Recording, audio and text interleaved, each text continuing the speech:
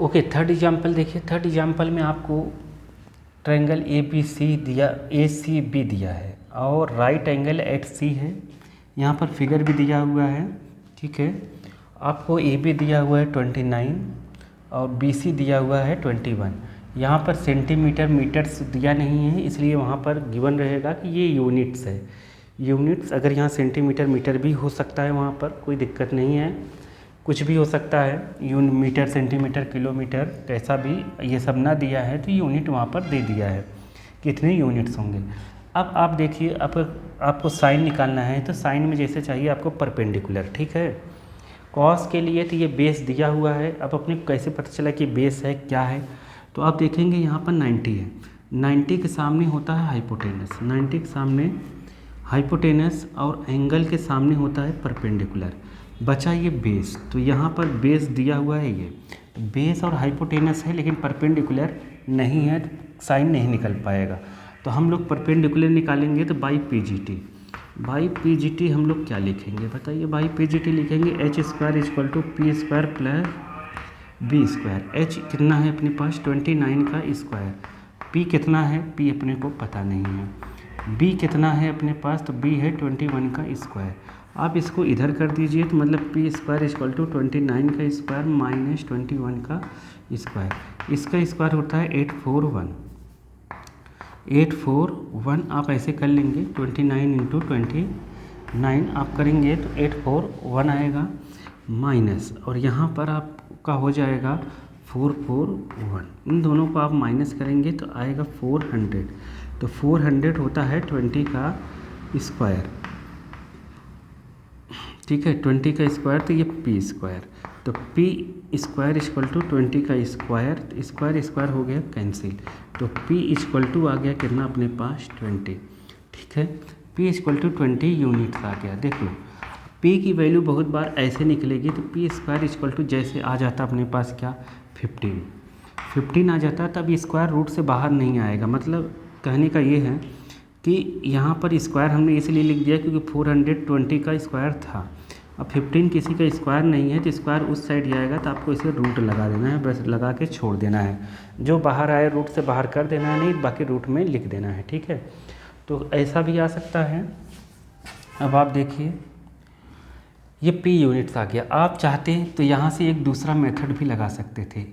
यहाँ 29 है तो दूसरा मेथड ये था, ए स्क्वायर माइनस बी स्क्वायर होता है ए प्लस बी और ए माइनस बी।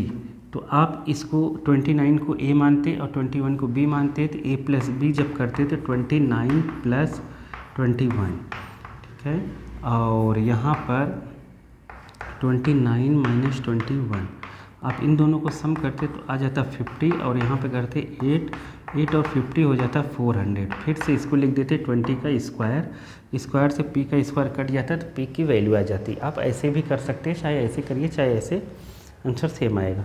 अब परपेंडिकुलर अगर आपके पास 20 यूनिट आ गई, ठीक है, तो आपको जैसे अब निकालना है क्या cos square theta plus sine square theta. तो फर्स्ट लेते हैं हम लोग, क्या है यहाँ पर cos square theta plus sine square theta. तो कॉस क्या है अपने पास, तो आप देखेंगे कॉस होता कितना है बेस अपॉन हाइपोटेनस का स्क्वायर, और साइन क्या होता है परपेंडिकुलर अपॉन हाइपोटेनस का स्क्वायर। बेस वहाँ पर देखेंगे, बेस नीचे दिया है 21, हाइपोटेनस है 29, ऐसा स्क्वायर, और यहाँ पर 20 बाई और यहाँ पर 29। आप इसको सेपरेट आप हमेशा याद रखिए, ए बाई बी का होल स्क्वायर रहेगा तो ए स्क्वायर बाई बी स्क्वायर आता है। तो ये 21 का स्क्वायर 29 का, 21 का स्क्वायर 441 होगा, और यहाँ पर 29 का स्क्वायर होगा 841 प्लस 20 का स्क्वायर होता है 400 कर लेंगे ना। 21 का स्क्वायर मतलब 21 इंटू 21 कर लेना, ठीक है। 400 यहाँ पर 841, इन दोनों का आप सम करेंगे तो यहाँ आ जाएगा 448, 841 बाई 841। देखिए एलसीएम दोनों का बेस जब सेम रहता है ना, कभी आपको जैसे ए बाई बी और सी बाई बी मिले तो ये बी सेम है ना, आपको बी बेस ऐसे ही बी ऐसे सेम लिख देना है, ए प्लस सी लिख देना है। यहाँ माइनस रहे तो माइनस लगा देना, प्लस रहे तो प्लस लगा देना, और एच टी लगा के छोड़ देना। तो ये इससे कैंसिल होगा, यहाँ आ जाएगा आंसर 1, ठीक है। अब ये फर्स्ट वाले का हो गया, इसका आपको सेकंड की वैल्यू निकालनी है, तो सेकंड की ये क्वेश्चन मार्क है, ठीक है।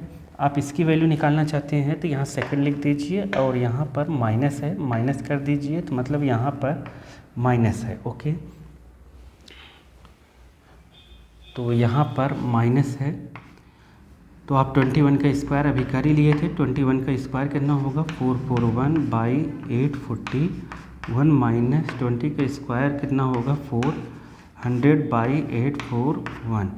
तो 841 दोनों का बेस सेम है, तो आप ऐसे जैसे मैंने बताया कि अगर बेस सेम रहेगा, जैसे a/b आया और यहाँ पर c/b आया, ये बेस सेम है तो बेस ऐसे ही लिख देंगे, a - c लिख देंगे। तो यहाँ पर लिखेंगे 841 और यहाँ लिखेंगे 441 - 400, ठीक है। अब आप यहाँ पर 441 से 400 माइनस कर देंगे तो यहाँ आ जाएगा 41/841, ओके। यही आंसर है, ठीक है।